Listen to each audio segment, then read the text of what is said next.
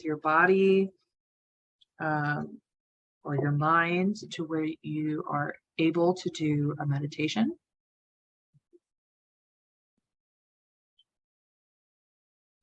Kind of give you a minute to settle in. If you're sitting, I want your feet touching the ground. If you're laying, if you can place your hands down on either side of you, or one on your chest and one on your belly.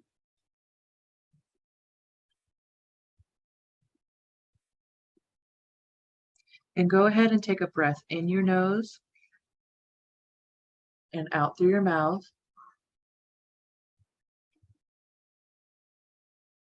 And then hold in through your nose and out through your mouth. And hold in through your nose, out through your mouth. Hold. One last time, in through your nose, out through your mouth.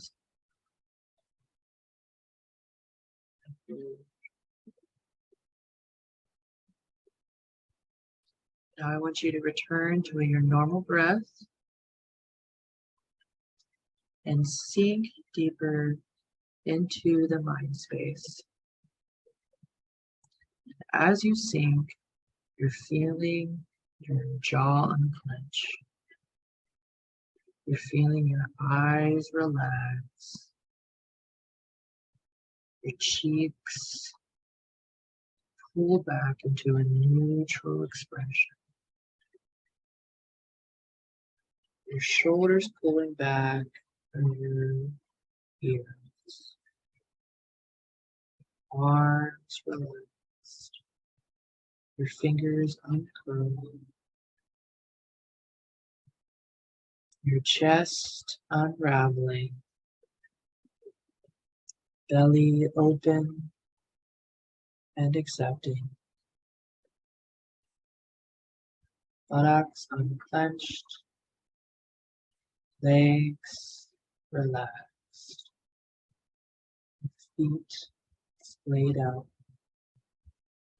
And breathe into that relaxed space, that openness.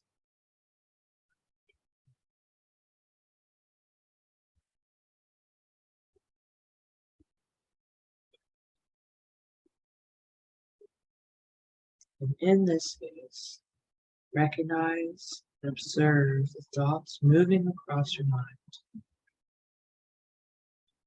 No judgment, no organization, no telling them to go away. They are, it is.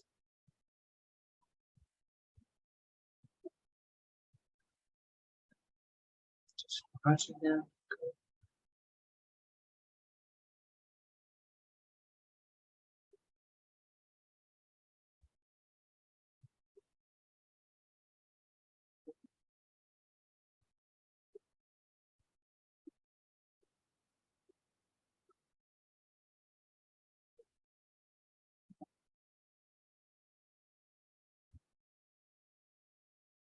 As you begin to move deeper into that observing space, I want you to move your mind's eye in deeper into a space of visualization.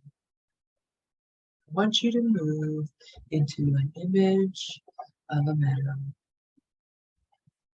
And imagine yourself sitting or laying in that meadow right now. Feel the grass under your feet, maybe the trickle of a creek or a river, some frogs ribbiting, songbirds flying around, making music. And relax into that space, that ecosystem, releasing and accepting. Now, in that mind's eye, I want you to imagine a tree just to your right, a beautiful, majestic tree.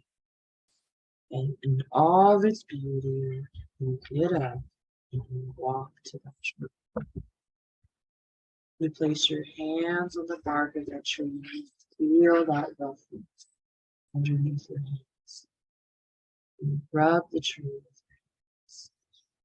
Just when you give it up, placing the side of your face along the trunk of that tree, feeling that roughness against your face. And you find some piercing into the inside of that tree. And underneath that bark that's touching your face, you see the xylem. The cambium layers move aside, and in that center of that tree, you see the core of its beating heart, the moving of energy from the roots below to the leaves above. And you feel and see that pulsing circular system, that linear line, that direct highway of exchange, up or down. You jump into that river of energy and you flow upwards, up into the tree, following that flow all the way into those branches. You hit a branch and you segment off from the major flow into this branch. And from that branch, you hit a stem and then another stem and another stem. And you're constantly branching into a network pattern where that is completely surrounded by all of the other branches around you, but you're also in a singular unit. You're connected to it all, but you're also into a singular unit. And into that singular unit, in that branching, you feed the life into that leaf. And that leaf feeds back into you. And you accept that energy from the leaf and you jump back into the flow, moving down, down, down. And in that down, down, down, you move in a spiral.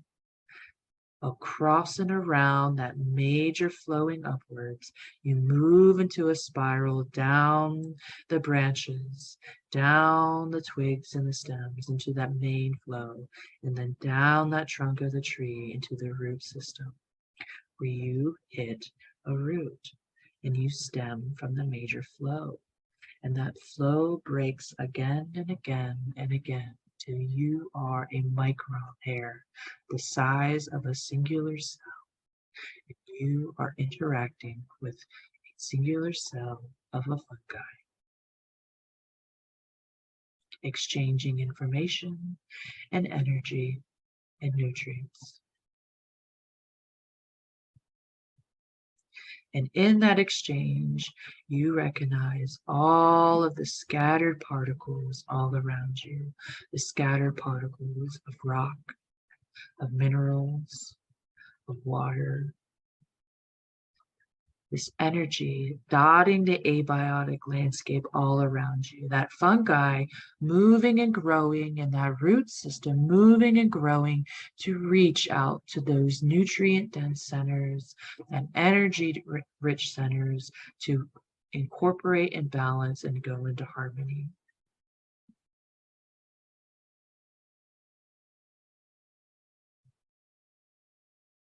While still feeling the branching of the roots, that cycling down, that spiral, that linear highway of exchange in the center of the trunk.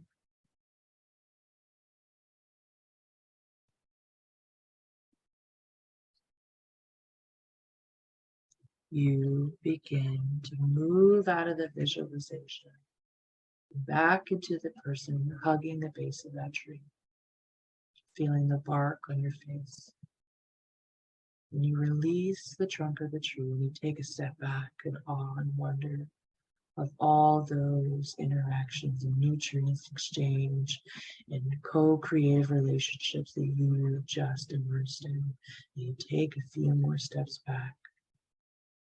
And in those few steps back, you see a groundhog who's created a line down to the base of the tree.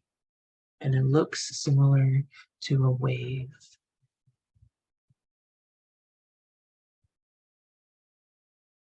Wave on a beach, meandering across that meadow into the home underneath that tree.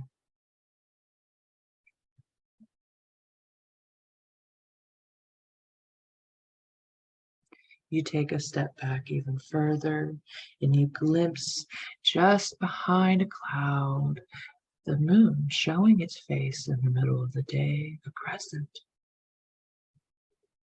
A sliver of the moon showing its face to you in the middle of the day. And you begin to see the energy exchange between all of the ecosystem and feeling connected within you and around you, these tangible, feeling into that tangibleness of those energy exchange, those creative relationships, all within patterns,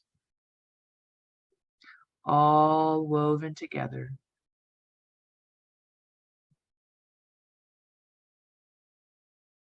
And lean into that and feel into that.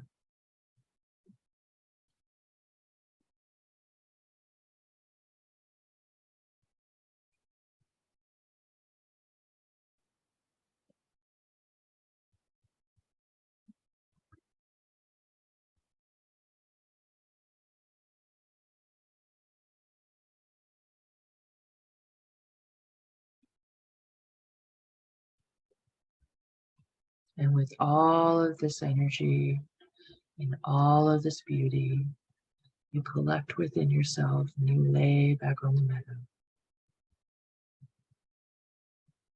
And you sink slowly back into your mind's eye, that image dissolving into the quietness, the relaxed body in this realm, in this reality.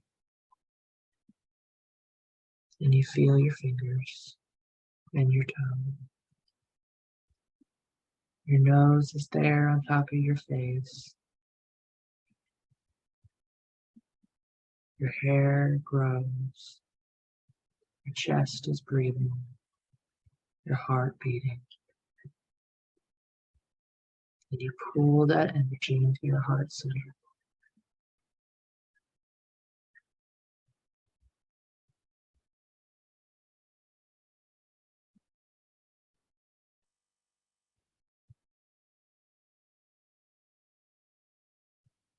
And then you slowly welcome and invite feeling of the ecosystem, the reality around you back into your senses. The touch of the floor underneath you, chair or the bed, structure you're laying or sitting in. And you begin to feel into that and waken your body up slowly.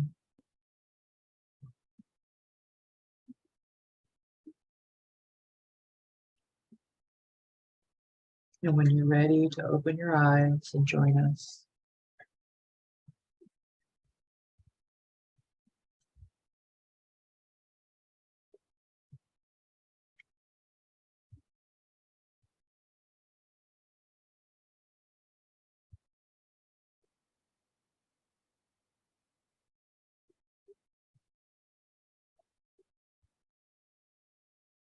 I would love if anybody has anything they'd like to share about their experience or any information shares or things that happened for you during that.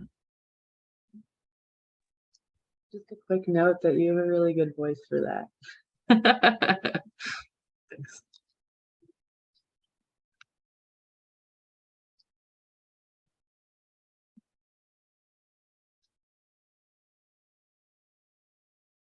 Okay, so what I'd like to do is just name those different patterns that we just experienced in a real ecosystem and how they function, right? A pattern is the direction a flow of energy, right? It's creating a function for that flow. So if you think of that xylem, right, that core, that trunk, it was a highway, right, from above to below. It was quick. It needed to be delineated very exactly. But then it hit a branching because it needed to disperse that energy across a large area, whether that's energy or information or a relationship, right? If we're thinking of social structures. But then if we thought of the scattered particles of those minerals, those nutrients in the soil, those were just pockets of energy or minerals that could be accessed through branching, or maybe even a highway. There was no thought pattern to it, maybe. If we're talking about dispersed, scattered, maybe like dust or seeds at times. They don't have a rhyme or reason. They're trying to disperse themselves as far and wide as possible so that they can push their energy out that and have the most impact. Whereas branching is still trying to create a connection point through nodes. And then we're talking about the meander of that groundhog moving across the meadow.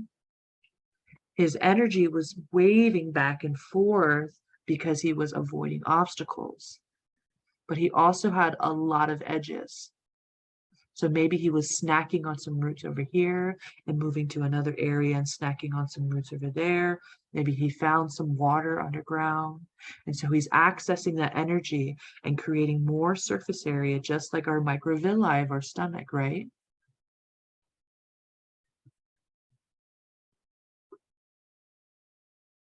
And none of these patterns existed solely by itself. That xylem, that linear highway, still needed the branching of that tree in order to disperse that energy. If you could imagine a xylem going just to a leaf, that leaf would die because it would be so much energy being pushed into a leaf that the leaf would be overwhelmed. If we think of an excess of energy in a place in nature, we normally see death. So the branching actually allowed that highway of energy to be in a level that that leaf could handle. And the accepting end of that branching was at that level that that leaf could then give into that branching. If that leaf was attached to that major highway and was giving its little drop of energy in comparison to this major river, it may not be absorbed in. It may have a difficult time giving in its drop, but it can to another drop. Does that make sense? That's called orders. Nature has different sizes for a reason, and its orders is called an order. A tree has different orders. And within itself, a tree is also an order within an ecosystem. And something you're going to hear about often in permaculture design is that we have to recognize orders in these ecosystems, because if we place something out of order, the ecosystem is going to have to adjust to that order, or that order is going to be pushed down or up to meet the order of that ecosystem. So an example of this is placing a maple tree or maybe a chestnut tree, a pecan tree, into a city yard, a yard that is maybe 10 feet by 60 feet. Now that tree, when it's first planted, this happens all the time in urban planning. They place these beautiful maple trees in these tiniest squares along the street. And what we see happen is that these high order trees are meant to be in big order forest, where their canopy can expand, their root systems can integrate and be a part of a reciprocal relationship, massive root systems. They need massive quantities of nutrients. But when it's placed in the small order of a tiny box in an urban setting, you see that that tree most likely will be suffocated and diminished to a smaller order, and it will die of disease. because it's being forced into this smaller order that it's not its true expression, and it will be ill. Another example of this is trying to place a river in the middle of an ocean. It's going to be completely washed away by the power of the waves. Or a drop of water in an ocean is going to be completely absorbed into this massive order versus a drop of water into maybe a cup or a small bog, right? And so these orders are really important if we're going to be using patterns in permaculture design to direct flow, which is going to create function because we're moving energy, we're moving nutrients. Patterns are the foundation of a permaculture design. If we do not understand patterns, we will not have a functional design, period. So when we begin to understand these natural patterns, spirals, meanders, linear, branching, we can mimic these patterns in our designs and have strong functional designs.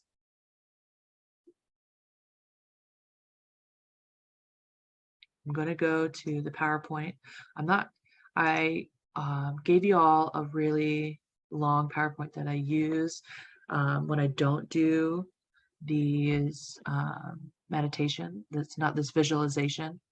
But if you want to experience,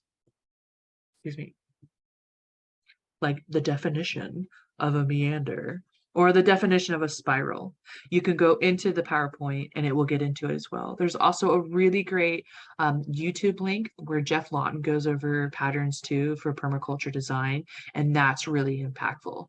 But what I'd like to do before we do our closing circle with pattern is actually do some examples of application of patterns in a permaculture design. And I just want to find the right slide before I share it with you.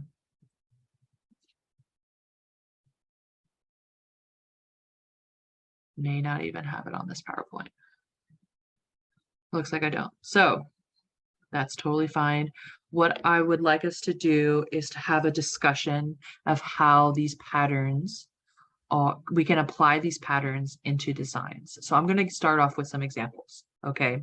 And then go ahead and just unmute yourself, and you don't need to be called on, okay? So popcorn means it's uninvited. I mean, all is invited.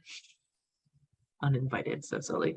So an example of it would be streets, okay? So if we think about the function of streets and highways in particularly a city, okay, it's the movement of people and it's transportation of energy, right? So it's transportation of people, transportation of energy, and it is hugely impactful. And then I want to layer on top of streets actually bus lines. I specifically want to talk about bus lines and the pattern of bus lines, because bus lines across the class system is hugely impactful, because the lower in class, we're talking about low wealth individuals that we're getting, the more access to public transportation that they need. And then these patterns of transportation are hugely impactful because we actually see in low wealth neighborhoods where there's a decrease in transportation and access to it, when there needs to be a higher access. And then layer on top of that the design of grocery stores, of access to fresh food, of health clinics, and the decrease of that in low wealth neighborhoods and the increase of that in patterns in high wealth neighborhoods, and how where the function and flow is determined by this pattern, which means that in low wealth neighborhoods, you're having less access to these things. And in high wealth neighborhoods, you're having higher access to them. So you're seeing how these patterns are directly relational to the function and flow of these specific areas and these ecosystems. So let's use another example. Give me an example of a pattern in a design.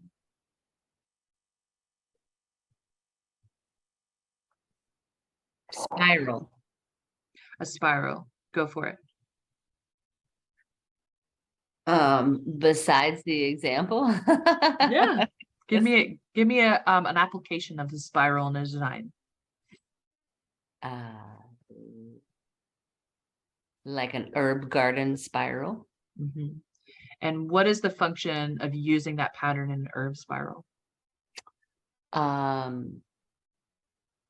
So that you can access all of them easily, and they can have their symbiotic relationship. And what is changing as you're moving up the spiral?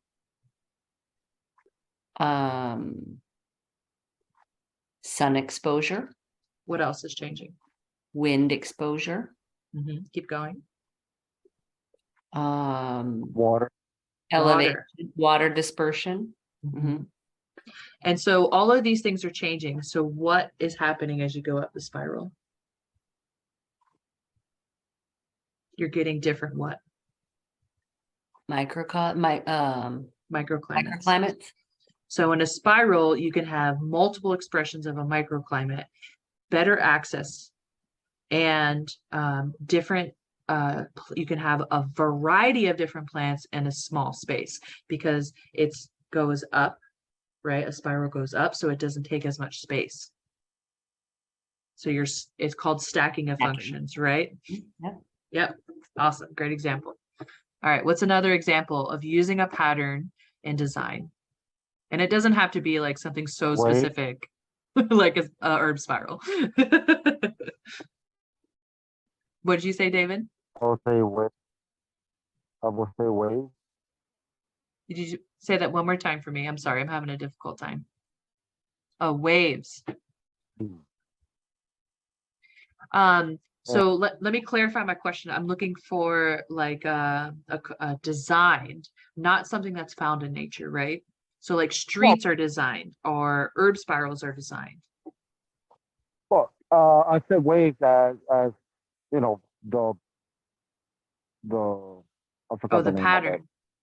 Yeah, the pattern. Mhm. That it's like like a wave, I guess. Ah, I understand now. Thank you for clarifying. So what's your design for a meander? As some people say. The word that I forgot, meander. Yeah. I'm gonna forget it again. I would use a meander. Let's say, for example, here, where I'm at, where I have a higher ground, and a lot of the water when it rains, it just flows down and erode everything. So with a meander, having the plant or tree or whatever crops I'm growing there, it will cut the flow of water to deviate into another area.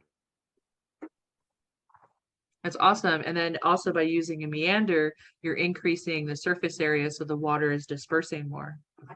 Brilliant. Yeah. Yeah, I love it. What's another pattern and a design?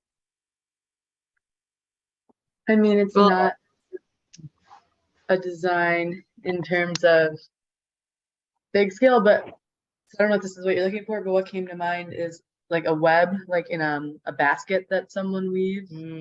Dispersing the weight. Mm-hmm. Yeah, or like a spiral staircase. I was going to mention I guess it's hexagon, right? So what you would experience in beekeeping with, what they naturally, a honeycomb, which they naturally build, which is incredible that everything's so symmetrical and yeah. Thank you for saying that. That is, and that pattern in permaculture is called a tessellation.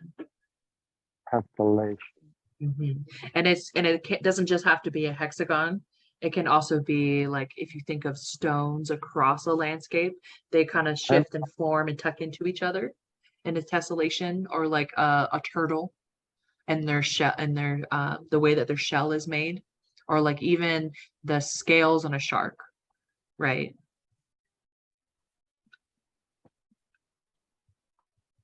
What's another design with that utilizes a pattern?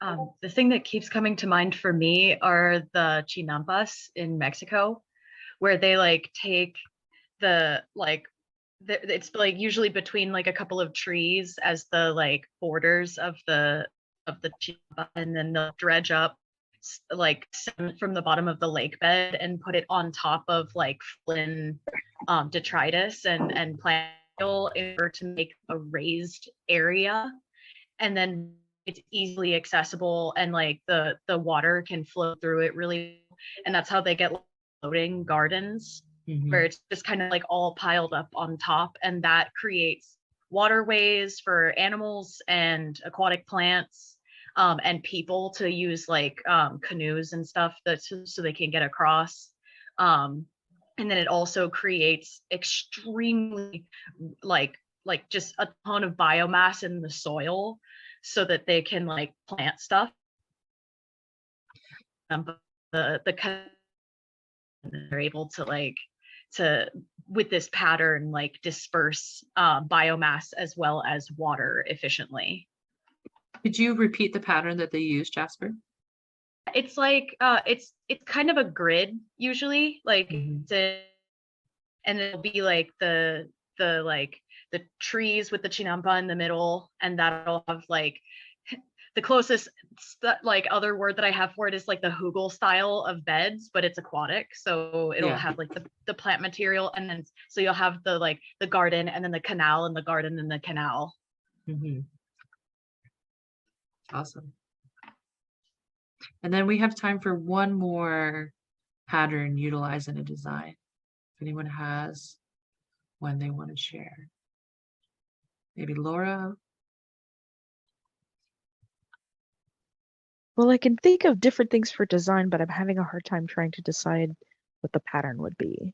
So I'm thinking of like the different levels of trees and brush. I guess it would be kind of like a step pattern, but it's more in together. So would that be a tessellation then? Yeah. Like a canopy, you know how they like make. Yeah. Yeah. That was all I could think of. Oh, that's great. Thank you. So again, I just want to reiterate that patterns, we utilize these natural patterns because we are directing flow to create a function. Okay, and that patterns are the foundation of our designs. And we're utilizing these natural patterns so that we can mimic systems that we know already work. Any questions about what we just learned? Would you say that a fractal is also a pattern, or does that is that kind of in the same as spirals? They call that a spiral. Yeah. Okay, cool. The fractal. Yeah.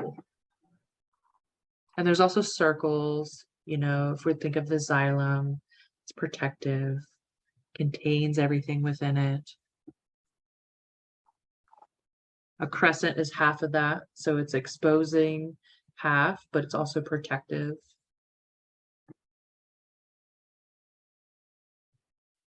So before we end this unit, I'm going to share my screen. And sorry, I'm just moving y'all's faces around. Give me a minute.